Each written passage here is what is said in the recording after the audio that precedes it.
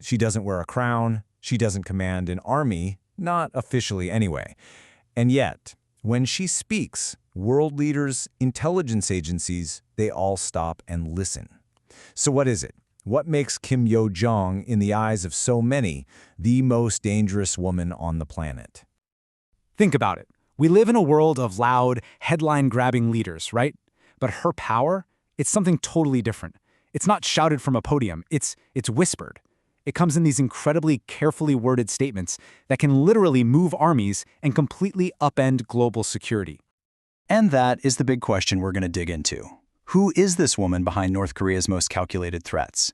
Because if you want to have any chance of predicting what North Korea does next, you have to understand the person who more and more seems to be setting the entire chessboard.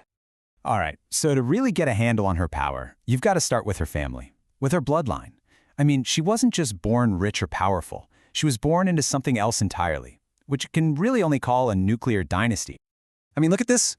Granddaughter of the founder, Kim Il-sung.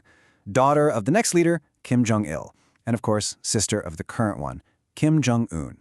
Her power isn't just political, it's hereditary.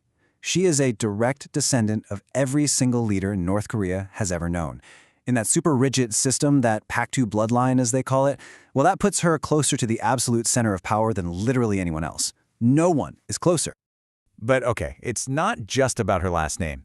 Her influence goes way beyond family ties. She actually holds the keys to this incredibly powerful institution, a machine, really, that shapes the hearts and minds of an entire country.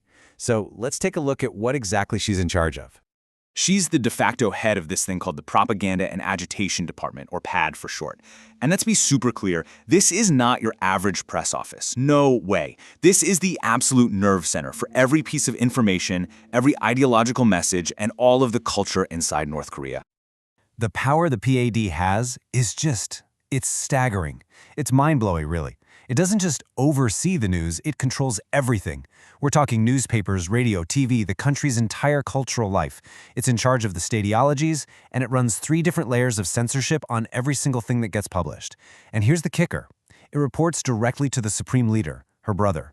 So through this department, Kim Yo-jong is literally crafting reality for 26 million people. Okay. So what happens when the person who controls all the words decides to turn those words into, well, destruction? In 2020, the whole world got a pretty terrifying answer. This was a case study in turning words into action. And believe me, this wasn't just a threat, it was a promise. And it all happened so fast, it's frightening. Look at this timeline. June 4th, Kim Yo-jong releases a statement calling defectors trash and dogs and starts making threats. Just 5 days later, bam, North Korea cuts off all communication lines with the South. Then, on June 13th, she makes it personal. She explicitly threatens to destroy the liaison office. And only 3 days after that, it's gone. That's a direct, chilling line from a statement to a pile of rubble. And just listen to this. This is her exact quote from June 13th, just days before the explosion. The people will soon see the Korean communication office be broken down into the grounds without a shape. I mean, wow, there's zero ambiguity there, right? That's not diplomacy, that is a countdown. She told the world exactly what was about to happen, and then she did it. This was the moment everyone realized her words carry real destructive weight. But here's the thing. These outbursts, these threats, they're not just random fits of anger. Not at all. They are part of a very calculated, very repeatable strategy. It's like they have a playbook for this stuff. And it's all about seizing the initiative and controlling the story on the world stage. And you can see the pattern play out so clearly. So South Korea's defense minister talks about precision strikes, or the US and South Korea start working on a new military plan. What does she do? She doesn't just fire back. She reframes the whole conversation. She grabs their own words, preemptive strike, and flips them, using it as the perfect excuse for North Korea's own weapons programs. It's all just self-defense, you see? It's a brilliant, if terrifying, bit of political judo. So when you break it down, it's a pretty clear 3-step playbook.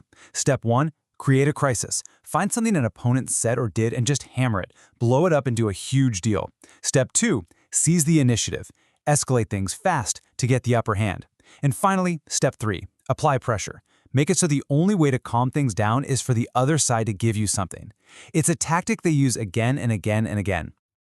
So, you've got the royal bloodline, you've got her total control over the propaganda machine, and you've got this super strategic use of threats. All of it really boils down to one final, huge question about her role in all this. What is her endgame? What's her ultimate purpose in this nuclear dynasty?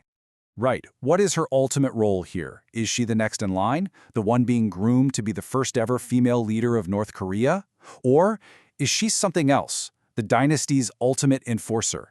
The one who does the dirty work and carries out her brother's will, no questions asked. Honestly, the experts are totally split on this. And this is a big reason why there's so much speculation. Whenever Kim Jong-un disappears from public view for a while, she's the one who shows up. And her body language says it all. She's not smiling. She's not waving to the crowds. She's just watching. She's not there to win a popularity contest. She's there to project pure authority, a silent guardian of the throne. And maybe that's what it all comes down to. In a world full of loud dictators, she is terrifyingly quiet. Her power isn't for show. She doesn't need big rallies or bombastic speeches. Her influence is quiet, it's calculated, and it's always backed by the threat of a nuclear arsenal. And so that leaves us with this one final, really unsettling question. Her rise to power is undeniable, right? But what does it all mean for the future of the Korean Peninsula and for the rest of the world? That, right there, is the great unanswered mystery. The only thing we know for sure is that everyone will be watching and listening very, very closely for her next whisper.